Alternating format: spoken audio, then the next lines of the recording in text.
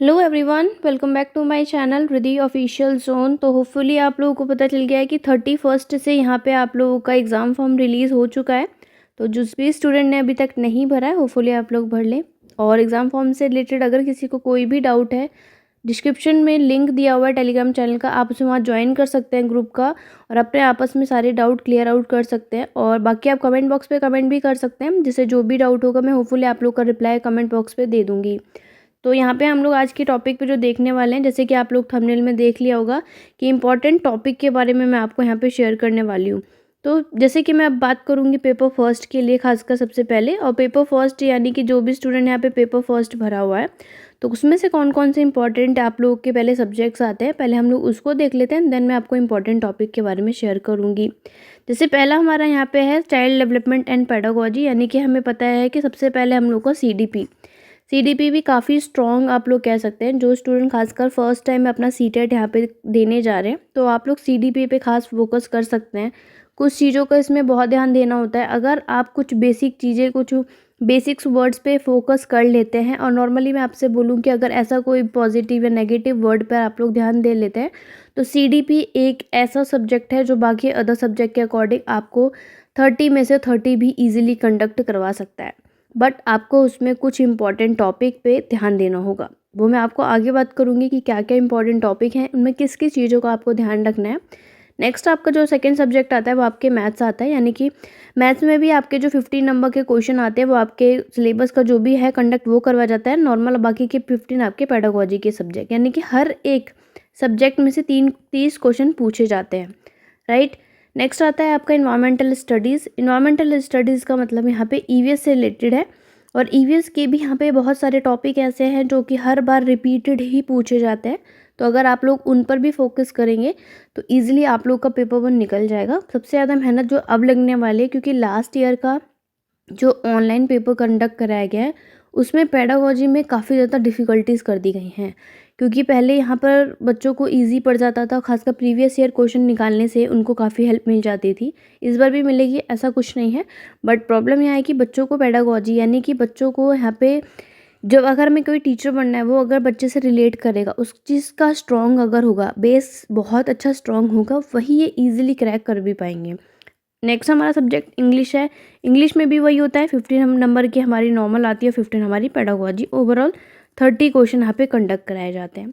और उसके बाद आपकी हिंदी है, सेम चीज़ है, राइट। तो इसमें भी आपको खुद सेलेक्ट करना है कि आप पेपर 1 और पेपर 2 क्या भरने वाले हैं। लाइक पेपर 1 में भी आता है, तो उसमें भी लैंग्वेज भरी जाती है कि लैंग्वेज में, तो पेपर 1 और पेपर 2 की मैं यहाँ पे बात कर रही थी।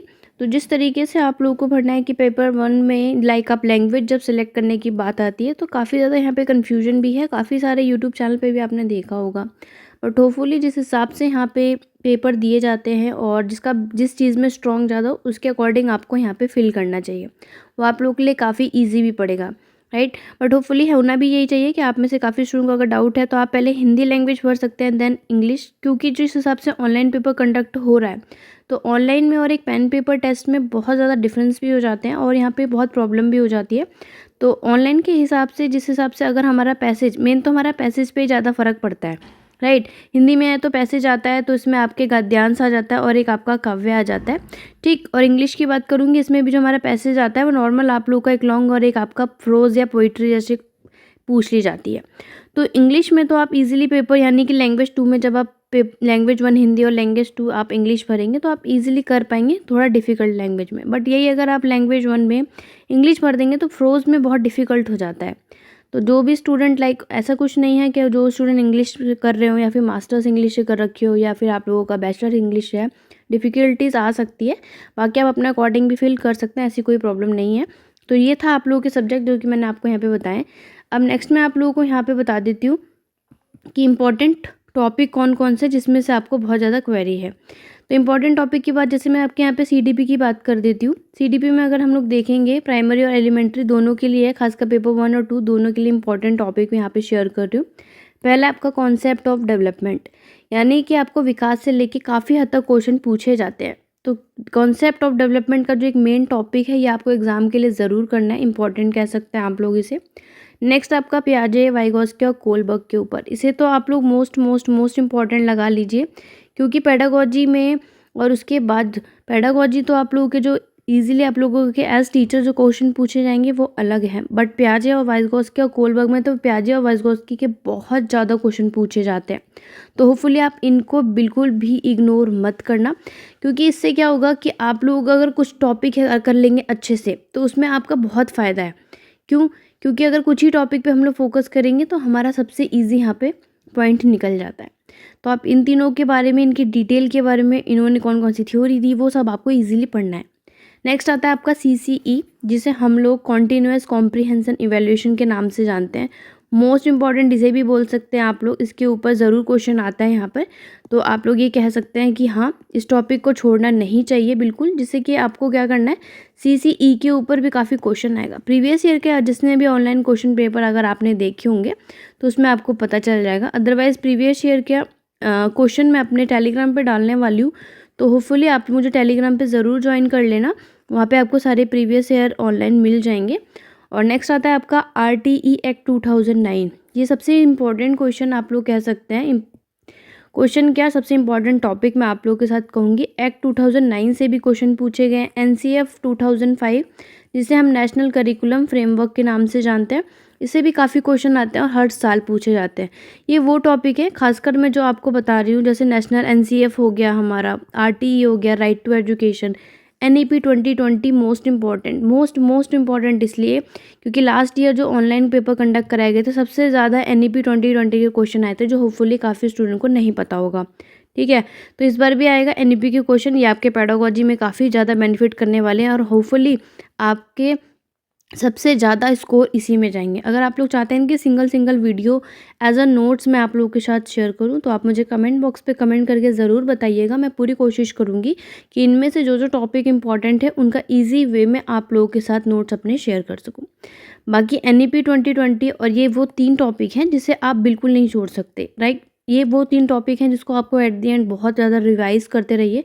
सारे इंपॉर्टेंट है, बट ये RTE एक्ट के 2009 के आपके काफ़ी मार्क्स के क्वेश्चन आ जाएंगे। NCF हो गया, NEP 2020 तो मोस्ट इंपॉर्टेंट, जैसे कि मैंने आपको बता दिया। इंक्लूसिव एजुकेशन यानी कि समावेशी शिक्षा के ऊपर भी क्वेश्चन आता है। समावेशी शिक्षा तो आप में से काफ़ी स्टूडेंट बीएड कर रहे हैं और आधे से ज़्यादा स्टूडेंट तो बीएड कर चुके हैं। ठीक है, आप अपेयरिंग में भी होंगे, तो आपके सेकेंड ईयर का सब्जेक्ट है, काफ़ी इंपॉर्टेंट है ये इंक्लूसिव एजुकेशन, आपका एक सब्जेक्ट ही है। तो ये आपको काफ़ी हद तक बेनिफिट करेगा। अगर आप अपेयरिंग में चल रहे हैं तो मैं आप लोगों से यही बोलूँगी कि इस वाले टॉपिक को बहुत अच्छे से बीएड में कर लीजिए। ये आपके ना बीएड के साथ साथ आपका सीटेट का पेपर भी इजीली क्रैक करवाएगा। नेक्स्ट आपका ब्लूम टैक्सोनॉमी, जिसे आप मोस्ट इंपॉर्टेंट कह सकते हैं। इसके ऊपर आपको क्वेश्चन काफ़ी देखने को मिलने वाले हैं, तो इसको बिल्कुल भी इग्नोर मत करना। नेक्स्ट है लैंग्वेज एंड थॉट्स, ठीक है, यानी कि भाषा और विचार के ऊपर आपके ऊपर क्वेश्चन आते हैं। जेंडर के ऊपर जेंडर बायस से लेकर क्वेश्चन आते हैं। क्वेश्चन डायरेक्ट नहीं पूछे जाते हैं, उसमें भी एग्जाम्पल आ जाता है कि लड़कियां अगर गाने में अच्छी होती है तो लड़के गाने में अच्छे नहीं होते, और जैसे जेंडर बायस हो गया, जेंडर डिस्क्रिमिनेशन हो गया, इस तरीके से बहुत सारे क्वेश्चन आते हैं। ठीक है, तो ये सारे क्वेश्चन, बहुत सारे डाउट क्वेरी आता है, ये बहुत इंपॉर्टेंट आप लोग कह सकते हैं, आपको एग्जाम में दिखने को मिलेगा। तो जेंडर बायस और जेंडर डिस्क्रिमिनेशन से लेके काफ़ी क्वेश्चन आता है। वैसे तो ये जेंडर बायस जेंडर डिस्क्रिमिनेशन देखेंगे देखिएगा नेगेटिव ही है, तो आंसर वहाँ पर आपको चेक करना होता है, बट एक इंपॉर्टेंट टॉपिक है जो कि आपके एग्जाम में आपको बेनिफिट करने वाला है। नेक्स्ट हम लोग अगर मैं यहाँ पे देखूँ तो मोटिवेशन के लिए आपका इम्पॉर्टेंट है, राइट। उसके बाद हम लोग यहाँ पे नेक्स्ट देख लेंगे। उसके बाद हमारा लैंग्वेज लर्निंग इक्विजन के ऊपर बहुत क्वेश्चन आता है। ठीक है, लैंग्वेज स्किल के ऊपर, जैसे कि हमें पता है लैंग्वेज स्किल हमारी 4 स्किल होती है, लिसनिंग, स्पीकिंग, रीडिंग और राइटिंग। ये खुद में सिंगल एक ऐसा टॉपिक है जो कि आप इंपॉर्टेंट कह सकते हैं और इसमें बहुत कुछ आपको सीखने को भी मिलेगा। नेक्स्ट डायग्नोस्टिक और रीमेडल टीचिंग के बारे में आएगा। डायग्नोस्टिक और रीमेडल टीचिंग में भी आप लोग के अलग अलग तरीके के उपचार हैं कि किस तरीके से बच्चों को डायग्नोस किया जाता है, उसका क्या रेमेडल है। जैसे कि अगर बाई चांस बच्चा रीमेडल टीचिंग में जिस तरीके से क्या होगा कि बच्चा अगर किसी टॉपिक पर नहीं समझ पा रहा है तो उसमें उस क्या रेमेडल किया जाए, क्या बच्चों को सिखाया जाए कि वो समझ सके। TLM के बारे में बात करेंगे। नेक्स्ट TLM का मतलब होता है टीचिंग लर्निंग मेथड। कौन कौन सा ऐसा टीचिंग लर्निंग मेथड यूज़ किया जाए, कौन कौन से ऐसे शिक्षण विधियाँ यूज़ किया जाए जो कि बच्चों को पढ़ाने के दौरान किया जाता है। तो टीचिंग लर्निंग मेथड तो मैं आपको एक ऐसा टॉपिक कहूँगी, लाइक जितने भी सब्जेक्ट्स हैं आप लोगों के, उसमें एक पेडागोजी के लिए TLM बहुत बहुत बहुत इंपॉर्टेंट है और आप इसे बिल्कुल इग्नोर मत करना। टीचिंग लर्निंग मेथड का मोस्ट इंपॉर्टेंट टॉपिक, इसको आप अच्छे से कर लेते एक टॉपिक को, तो आप मैक्सिमम सारे सब्जेक्ट के इस टॉपिक को बहुत अच्छा आपका क्लियर हो जाएगा। इंटीग्रेटेड सब्जेक्ट टीचिंग के बारे में बात करेंगे, ये भी आपके बहुत इंपॉर्टेंट है। ये तो चलो आपने देख लिया CDP से रिलेटेड कुछ इंपॉर्टेंट जो कि आपको एग्जाम में पता चल गया होगा। ये कुछ ज़्यादा इंपॉर्टेंट है जो कि आपको बेनिफिट करने वाले हैं। ठीक है, मैथ पेडागोजी की बात कर लेते हैं। मैथ्स में आप लोगों के लाइक पेडागोजी जैसे मैंने आपको बताया क्या क्या इंपॉर्टेंट है। मैथ्स बाकी नॉर्मल भी आएगा, मैथ्स देख लेते हैं पहले। ठीक है, मैथ्स में काफ़ी पेडागोजी से लेके क्वेश्चन इसलिए भी पूछे जाते हैं। पेडागोजी स्ट्रॉन्ग काफ़ी इस बार आप लोगों की होनी भी चाहिए। इससे बेनिफिट क्या होगा कि एग्ज़ाम में जो आपके पेडागोजी का कंटेंट आता है उसमें ही बच्चों को प्रॉब्लम होगी, क्योंकि आप थ्योरी जो पढ़ के जाएंगे, थ्योरी तो आप लोगों की खुद की रटी होगी, तो आप लोगों को काफ़ी ज़्यादा हेल्पफुल भी होने वाला है। ठीक, मैथ का देखेंगे। मैथ्स में हमारा मैथ्स पेडागोजी के ये 4 इंपॉर्टेंट टॉपिक जैसे कि मैंने आपको यहाँ पे शेयर भी किया हुआ है कि पहला आपका नेचर ऑफ मैथमेटिक्स, आपको मैथमेटिक्स के नेचर के बारे में TLM टीचिंग लर्निंग मैथड्स आपके मैथ्स पेडागोजी के अकॉर्डिंग भी बहुत इंपॉर्टेंट है, जैसे कि आपने CDP में भी देखा। उसके बाद आपको फॉर्मल और इनफॉर्मल मेथड के बारे में बताना है कि किस तरीके से फॉर्मल और इनफॉर्मल मेथड यूज़ किया जाता है बच्चों के इवैल्यूएशन के लिए। डायग्नोस्टिक और रीमेडल टीचिंग भी आप बहुत इंपॉर्टेंट कह सकते हैं, क्योंकि ये एक वो टीचिंग है जो कि हमारे खासकर डायग्नोस्टिक और रीमेडल टीचिंग है हमारे टीचिंग मेथड में ज़रूर यूज़ होती है, तो इसके बारे में आप लोगों को बहुत अच्छे से क्लियर भी होना चाहिए। ठीक है, उसके बाद हम लोग इंग्लिश पेडागोजी की बात करते हैं। कुछ ही इंपॉर्टेंट टॉपिक हैं जो कि हमारे सिलेबस में काफ़ी चीज़ें इंक्लूड होती हैं, बट कुछ कुछ ऐसे हैं जो कि आप लोगों को एक तरीके से बोला जाए कि अच्छी सी नॉलेज भी होनी चाहिए। ठीक है, नेक्स्ट हम लोग देखेंगे इंग्लिश पेडागोजी। इंग्लिश पेडागोजी बहुत इंपॉर्टेंट, उसमें आपको लर्निंग एक्विजन जैसे मैंने आपको बताया इंपॉर्टेंट है, लैंग्वेज की स्किल, टीचिंग लर्निंग मेथड हो गया। कुछ ऐसे टॉपिक हैं जो आप लोग ने कर लिया तो आपके मैक्सिमम बाकी सब्जेक्ट के कवर अप हो जाएंगे। लैंग्वेज की डिफ़िकल्टीज़ के ऊपर भी काफ़ी क्वेश्चन आप लोगों के पूछे जाते हैं, बट सबसे ज़्यादा क्वेश्चन जो आते हैं वो आते हैं आप लोग के TLM और लैंग्वेज स्किल्स के ऊपर। क्या क्या एरर्स हैं, डिसऑर्डर्स के बारे में पता होना चाहिए। डिसऑर्डर्स बच्चे में किस तरीके से होती है, जैसे आपको पता है डिसलेक्सिया हो गया, डिस्ग्राफिया हो गया, तो इस तरीके के आप लोगों को क्या करना है, बहुत सारे अच्छा डिटेल में पढ़ना है। बहुत ईजी है और आपको इसमें 1 या 2 नंबर तो ईजिली मिल जाएंगे। तो कुछ कुछ ऐसे ईजी टॉपिक है जिसको आप इग्नोर नहीं करें तो वो बेटर होगा। और language is the diverse classroom एक ये टॉपिक है, इसको अच्छे से आप लोग कर सकते हैं। काफ़ी वीडियोज़ हैं यूट्यूब चैनल पे, होपफुली आप लोग देख सकते हैं उसको। ठीक, उसके बाद हमारा नेक्स्ट में यहाँ पे चलेंगे हिंदी पेडागोजी के ऊपर। हिंदी में यहाँ पर अगर मैं इंपॉर्टेंट बोलूँ, हिंदी में आपका अधिगम और अधिकरण होपफुली इंग्लिश पेडागोजी से मिलता जुलता ही आपका हिंदी पेडागोजी है। भाषा कौशल के ऊपर आप लोग को करना है, जैसे मैंने आपको बता दिया, सुनना, बोलना, लिखना। ठीक है, ये सब इसके अंदर आ जाता है आप लोगों को। तो ये सारे पॉइंट ईजी हैं जो कि आपके मार्क्स बना सकते हैं। अगर आप एक एक टॉपिक को 1 बाय 1 करते जाएंगे तो आपका ईजिली यहाँ पे क्रैक हो सकता है। ठीक, और उसके बाद आपका आएगा यहाँ पे TLM जो कि हिंदी माता शिक्षण सहायक सामग्री, बहुत इंपॉर्टेंट। इसको आपको करना है कि बच्चों के लिए यानी कि टीचर को बच्चों को पढ़ाने के दौरान कौन कौन से सहायक सामग्री यूज़ करनी चाहिए, लाइक कौन से पोर्टफोलियो हो गए या फिर बहुत सारे अलग अलग तरीके जिससे बच्चों को ईजी पढ़ा सके या फिर बच्चों को ईजी उनका मेथड, उनका पढ़ाई कराने का मेथड ईजी बना सके। उसके बाद विविध कक्षा में भाषा या भाषा की में कठिनाई किस में आती हैं, त्रुटियां, एरर हो गया, डिसऑर्डर मैंने आपको सब बता दिए, ये सारे आपको अच्छे से करना है। अब मैं बात कर लेती हूँ यहाँ पे EVS जो कि इन्वायरमेंटल स्टडी के ऊपर है। इन्वायरमेंटल स्टडी के ऊपर यहाँ पे जो EVS में हम लोग कुछ इंपॉर्टेंट टॉपिक देखेंगे जो कि आपके एग्जाम के लिए जो आपके सिलेबस के अकॉर्डिंग है, जैसे लाइक फूड हो गया, shelter, water, travel, things we make and do. तो ये तो खासकर आपके कुछ 6 टॉपिक हैं जो कि 5 टॉपिक्स हैं जो आपको बहुत अच्छे से यहाँ पे क्लियर करना है और होपफुली आपके एग्जाम में काफ़ी हद तक आते हैं। इसके बाद अगर हम कुछ चीज़ें यहाँ पे कॉमन देख लेंगे तो हम लोगों को इसके एक्सपेरिमेंटल के बारे में या कुछ ऐसे प्रैक्टिकल वर्क है, लाइक पेडागोजी में जिस तरीके से आपके क्वेश्चन पूछे जाते हैं, तो एक्सपेरिमेंटेशन से हो गया या फिर कोई भी प्रैक्टिकल वर्क से लेकर आपके क्वेश्चन ज़्यादातर एग्जाम में पूछे जाते हैं। उसके बाद हम लोग ये कह सकते हैं कि हमारा EVS यानी कि इसके सिग्निफिकेंसेस क्या क्या हैं वो आप लोगों को पता होना चाहिए। इंटीग्रेटेड EVS के बारे में आपको पता होना चाहिए। ये सारे टॉपिक आपको इजी करना है, ये बहुत इंपॉर्टेंट है। और सबसे बड़ी बात एक क्वेश्चन जो कि आपके इन्वायरमेंटल स्टडीज़ और इन्वायरमेंटल एजुकेशन के ऊपर भी आता है। तो ये थोड़ा एक ऐसे टॉपिक्स होते हैं जो कि आपके एग्ज़ाम के लिए बेनिफिट भी हैं और आपको ईजी पढ़ना भी है।